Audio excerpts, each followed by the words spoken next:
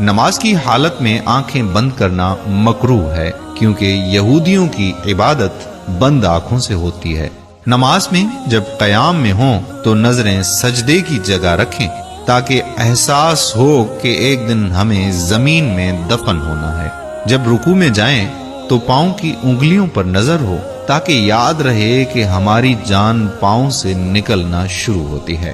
جب سجدے میں جائیں تو ناک کی سمت میں دیکھیں، کیونکہ مرنے کے بعد سب سے پہلے ناک کے حصے میں تبدیلی آتی ہے۔ اور جب قاعدے میں بیٹھیں تو نظریں دامن یعنی اپنی جھولی کی جگہ ہونی چاہیے، تاکہ یہ بھی احساس ہو جائے کہ ہمارا دامن اب بھی خالی ہے۔ تدفین کے ایک دن بعد یعنی موت کے ٹھیک 24 گھنٹے بعد ہی آنتوں میں ایسے کیڑوں کا گروہ سرگرم عمل شروع ہو جاتا ہے جو مردے کے پاخانے کے راستے باہر کی طرف نکلنا شروع ہوتے ہیں، ساتھ ہی ناقابل برداشت بدبو پھیلانا شروع کر دیتے ہیں، جو دراصل اپنے ہم پیشہ حشرات الارض، کیڑے مکوڑے اور سب سے اہم قبر کے بچھو کو مردے کا گوشت کھانے کے لیے مدعو کرنے کا اعلان ہوتا ہے۔ تدفین کے 3 دن بعد سب سے پہلے ناک کی حالت تبدیل ہو جاتی ہے، 6 دن بعد ناخن گرنا شروع ہو جاتے ہیں، 9 دن کے بعد بال گرنا شروع ہو جاتے ہیں اور پیٹ پھولنا شروع ہو جاتا ہے،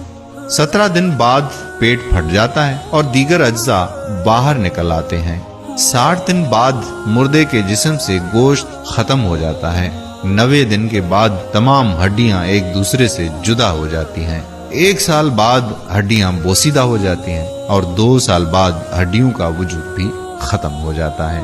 غرور، تکبر، نفرت، دولت کی ہوس، دشمنی، رنجشیں، کینہ، حسد، جلن، شہرت، عزت، نام و نمود، عہدہ، یہ سب کہاں جاتا ہے پتہ ہی نہیں، شاید دنیا میں ہی سب کچھ رہ جاتا ہے۔ اس لیے ہمیں آخرت کی فکر کرنی چاہیے، ہمیں قبر کی فکر کرنی چاہیے، اعمال صالحہ کی طرف راغب ہونا چاہیے، نماز کی طرف راغب ہونا چاہیے۔ اس ویڈیو کو آگے بھی فارورڈ کر دیجئے تاکہ ہمارے دوسرے بہن بھائی بھی یہ ویڈیو دیکھ سکیں اور اپنی عاقبت یعنی آخری منزل کے لیے غور و فکر کریں۔ اللہ سبحانہ و تعالی ہم سب کو کہنے اور سننے سے زیادہ عمل کرنے کی توفیق عطا فرمائے، آمین یا رب العالمین۔